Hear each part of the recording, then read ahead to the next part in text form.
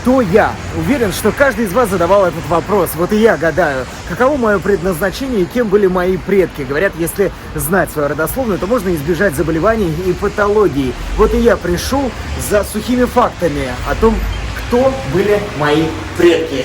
Мы в Национальном архиве, и мы начинаем. Нас сейчас встречает замечательный человек Ильшат Минлибаев. Ильшат Хаумулат, здравствуйте. Ильшат, а кто вы по должности здесь? За что вы отвечаете? Я являюсь ведущим специалистом составления ШЖР. Занимаемся составлением ШЖР. То есть вы по адресу? Да, конечно. Как человеку, который никогда этим вопросом не задавался, но вот что-то у него тревожит, да, что-то вот он захотел для себя узнать, кто же его родственники, как часто люди приходят с таким вопросом к вам? Очень часто. Первым делом надо пройти читальный зал, составить, получается, разрешение, чтобы пользоваться архивными документами. Вот, можем пройти, посмотреть. Мы сейчас проходим в читальный зал. Так, первым делом мне дали вот такую вот анкету пользователя. Здесь обычные данные, но помимо этого есть такие вопросы, как хронологические рамки, в которых мы будем искать, да, правильно понимаю? Вот, потом цель работы, адрес регистрации, ну и прочие такие вот данные, которые весьма стандартные. Давайте сейчас их заполним и уже дальше перейдем к самому интересному. И пока заявление принято в работу, мы сейчас познакомимся с самим архивом. Какой он был 100 лет назад и какой он сегодня. Очень интересно, пойдемте посмотрим. Здесь сразу надо сказать, что очень прохладно. Ну, не очень, но прохладненько. Сразу чувствуется. Для чего? Для чего здесь холодно? Давайте идемте спускаться. Здесь, смотрите, дорогие друзья, вы видите, что здесь все еще деревянное. Какого года этот архив? Вот именно вот эта часть? Так, построена, наверное, она в конце 19 века. В конце 19 века. Холодно для того, чтобы документы имеют свойство портиться. И так как бумага все. Да. И надо соблюдать особый режим. Что еще интересного здесь мы можем увидеть? Какие здесь куски? Да, раньше так. Так, Вот. ничего страшного, мы проберемся, у нас все Конечно. получится. Так, Множество ого. старинных книг. Давайте, давай посмотрим, что за книга. Документ. Так, Полное собрание законов Российской империи. 1879. 81 год. Ага. Конец 19 века как раз таки. Да. И тут имеется полная коллекция, если я не ошибаюсь. Так, вот они, полное собрание законов Российской империи. Чем ценны эти книги вот сейчас в таком виде? В таком виде это, получается, уникальные документы закона ПСЗРИ, называется, полное собрание законов Российской империи. Они были созданы очень давно и сохранились не везде, так скажем. На всех здесь стеллажах есть карты. Карты давно ушедших деревень, которых нету. Вот сейчас у меня в руках план Оренбургской губернии Орского уезда, участок деревни Канзафаровой, 1903 год. Вот это все хранится здесь. Как говорится, почувствуйте разницу. Мы сейчас в современной части Национального архива, и при входе сразу привлекает внимание станция пожаротушения. То есть это такая система, созданная специально для того, чтобы во всем хранилище было безопасно хранить все документы. Вот мы сейчас пришли в гости к Светлане Николаевне, которая отвечает как раз-таки вот за все вот это богатство. Светлана Николаевна, здравствуйте. Здравствуйте. Расскажите, пожалуйста, за что вы здесь отвечаете, что здесь хранится? Очень много вопросов, давайте по порядку. Да, вы сейчас находитесь в святая святых любого архива, это архивохранилище. Это у нас архивохранилище номер 1, расположенное по Карла Маркса, где хранятся особо ценные, уникальные документы Архивного фонда Республики Башкортостан. Это документы органов власти, например, документы аппарата правительства. Раньше называлось это Совет министров, Кабинет министров. Национальный архив весьма богатый. Здесь и это не только это здание, еще другие здания, много всего. Но вот чем больше всего гордитесь, что, как говорится, может быть даже под грифом секретности? Что есть такого? Ну, мы гордимся, конечно, прежде всего нашими историческими фондами, которые датируются с 1749 года и по сегодняшний день. Это особо ценные документы, вот мы гордимся, конечно же, метрическими книгами, которые помогут любому исследователю составить свою родословную ШЖР. Как можете видеть, тут происходит процесс оцифровки документов старинных. Ага. Вот сканер специальный. Вот, таким образом работает. Версоскан предназначен для оцифровки вот таких вот газет и для карт.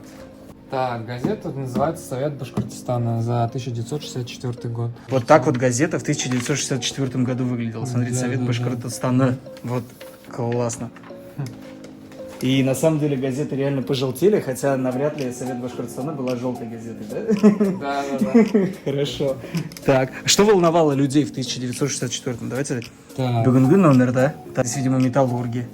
Скорее всего, из Белорецка, либо из Благовещенска. Ильшат, в разговоре с тобой и специалистами всегда упоминаются метрические книги. Вот одна из них здесь у нас, да, перед глазами. Это, я так понимаю, оригинал. Метрические книги разных уездов Тобольской губернии на 1867 год. Здесь все серьезно, здесь вот и печати есть. Что это такое? Что за это документ? Расскажи, пожалуйста. Метрические книги – это главный документ для исследователей, которые занимаются родословными. Это метрические книги, получается, написаны на старотюркском языке. Ага. Вот они. Даже арабский вроде бы, да? Да, Ага. получается на башкирском языке, Так. но на арабской графике получается. Так, хорошо. По И это, этим- я так понимаю, это самый главный документ, который... Да. По этим документам вы можете найти рождение. Получается, рождение человека, брак человека, получается, бракоразвод, также и смерть человека. Тут все. Это, так скажем, как современные ЗАГСы. Мы сейчас пришли к специалисту, который отвечает за метрические книги, он в них разбирается. Его зовут Руслан Цейдгалин. Добрый день. Спасибо, что действительно нашли время. Что самое вот интересное и самое необычное находили вот в этих книгах? Ну, то, что вот вспоминается, это у меня, конечно, интересные события, связанные с родившимся. Случай был такой, что у этой женщины одномоментно родилось 6 детей. В один день? В один день. С ума сойти. Да. Так, но это вроде еще не все. Да, но что самое интересное, что у мужчины была еще одна жена, и у этой, получается, в этот же день родила и вторая жена. Вот, поэтому... 7. Счастливое число. Семь- Видите, семь детей, как да. широко жили мусульмане. Да. Спасибо большое. Пожалуйста. Мы идем дальше.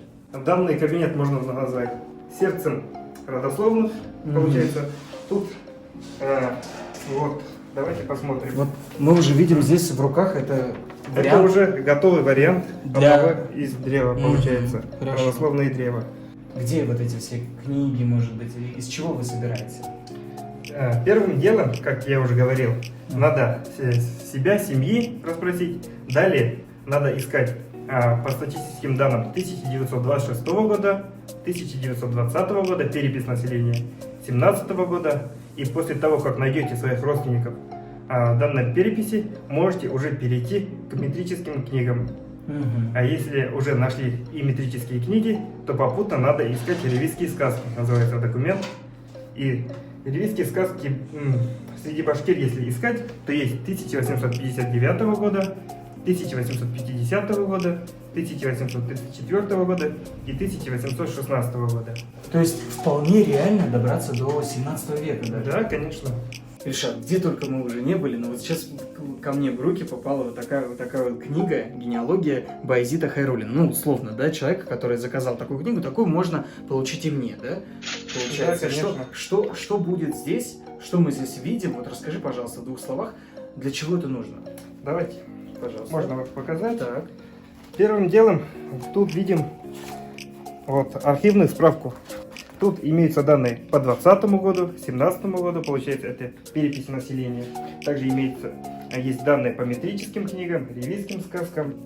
Все архивные документы, которые нашли по делу, получается, Баязита Хайруллина. Начинается с документов. Да, Так, конечно. хорошо, дальше. Много метрических книг, ревизских сказок. Откуда идет и сбор Да. информации.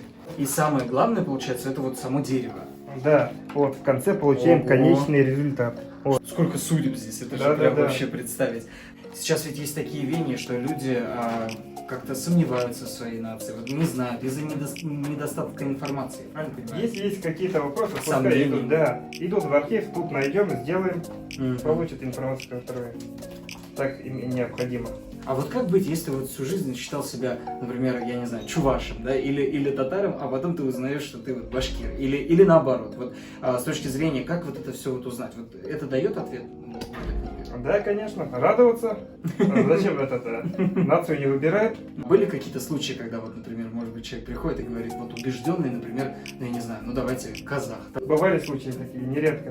Вот приходит, например, вот, думает одной национальности человек, а на самом деле ищем, Оказывается. рассказывает, например, башкир. Мгм. Вот. В 1917 году там, как говорил раньше, записывали себя и башкирами, и татарами, мещеряки, типтяри, там кем угодно могли записаться, так как данный период времени можно назвать самым демократическим периодом в истории России. Ну смотрите, это же вот между двух революций были, да, в тот момент. Это- А как так получилось? Власть уже не контролировала Мгм. эти ведомства, и каждый записывался. Вот перепись прошла, во время переписи писали, каждый писал себя кем считает. А что-то потом поменялось? Да, менялось. И после 1926 года те же типтяри, мещеряки, которых я уже указывал, они перешли в национальность татарина. Мгм. Уже записано как татары. Мгм. Ну и нам тоже предстоит на самом деле узнать, кто же действительно я, потому что у меня с одной стороны мейкинский дедушка татарин, а бабушка у меня башкирка из Архангельского района.